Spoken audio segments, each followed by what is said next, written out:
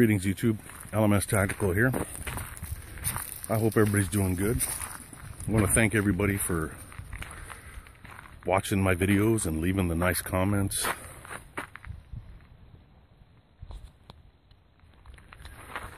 That means a lot to me. Alright, so today's subject's going to be maybe off the wall. And it's going to turn some people off. There's nothing I can do to avoid it. There was a time when it would have turned me off, and I would have switched out of this channel the minute I heard the topic. I want to talk about your dog. If you don't have a dog, you might want to listen in case you ever do get a dog. I'm not the dog expert, just like I'm not the gun expert or any other expert on any topic. But I think by now you guys that have been with me for more than a day or two understand how much I love my dog Charlie. There he is right there. You know, I've done videos on Charlie before. Charlie has his own YouTube channel.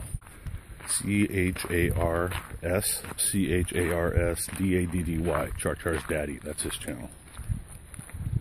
Alright, here's the deal. Oh shit, I always got people up here. They'll think I'm a freak, and then I'll end up in a big fucking fist fight. People taking pictures. God damn it, I'll be right back. Whew, okay. Charlie just went crazy running around on the ice. Wore me out. Okay, so dogs. I want to talk about your dog. It's been like half an hour since I paused the camera. Look, I'm not going to lecture you guys. I want to just tell you about my own experience. And you can take it or leave it. I hope you take some of it. I've always had dogs my whole life. And, you know, I was busy. I was busy raising kids, and I was into my police career at the LAPD. And every now and again the dogs would die. And I would come home from work and the kids would be devastated, and, you know, oh my God, the dog died. And I'd be like, well, that's terrible. So what's for dinner? You know what I mean? That was sort of my attitude.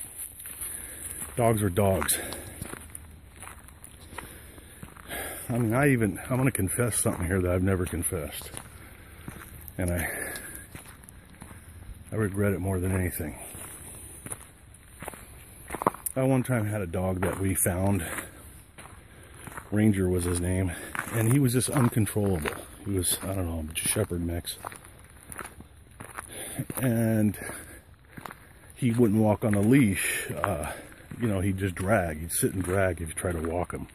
Probably was abused, looking back on it, you know, by somebody else. So he was just uncontrollable in every way. And I remember one day I was walking him, and I was trying to get him back to the house, and he just locked up, and he did not want to come to the house. He would you know, we were 2 houses away from my house. And I got so fucking mad, and, you know, I was young, I know.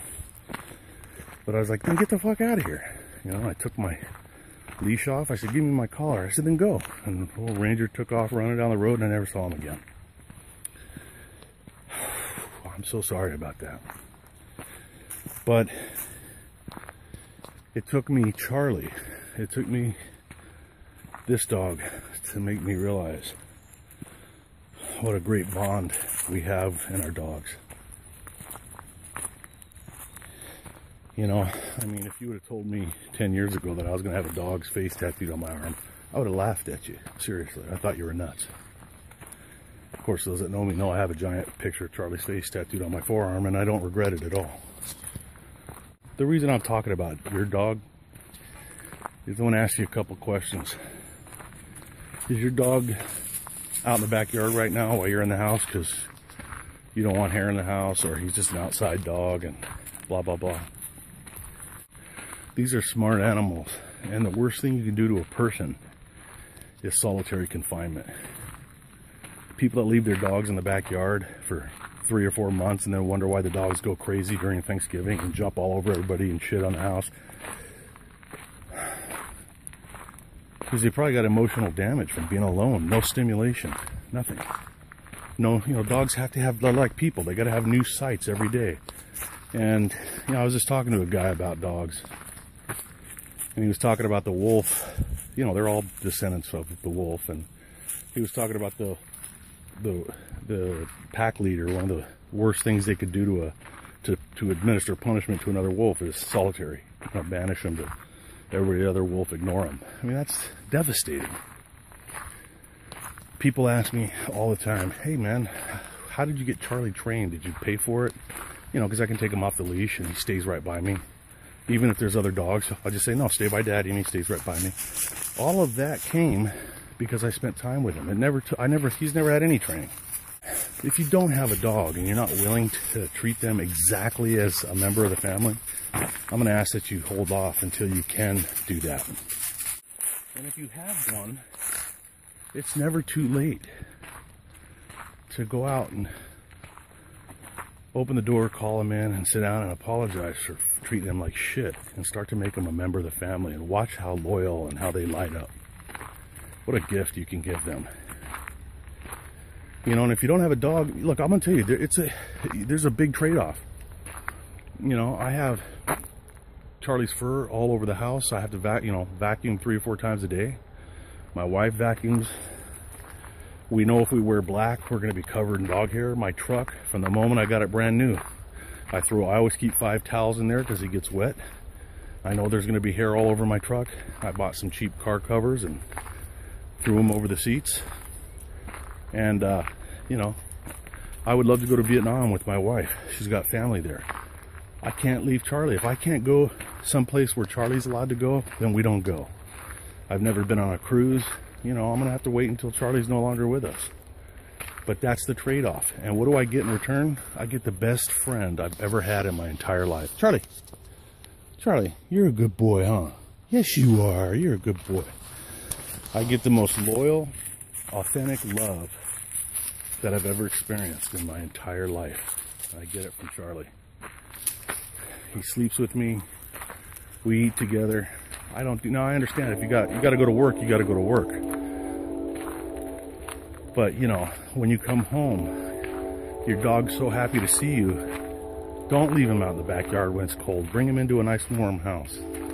If he chews things up, it's because he's not used to being around. It's your fault. If he's a dog that won't behave in the house, it's because you haven't spent enough time teaching him that the house is for living, not playing. You know, if I let Charlie out in the backyard, he goes as far away from the house as he can to take a shit. Because he understands that the house is for living, not for outdoor activities. You know, he's got a little toy box and he'll go through his toys and find something he likes and entertain himself. Yes, I do leave Animal Planet on for him sometimes if I'm working on the computer. Look,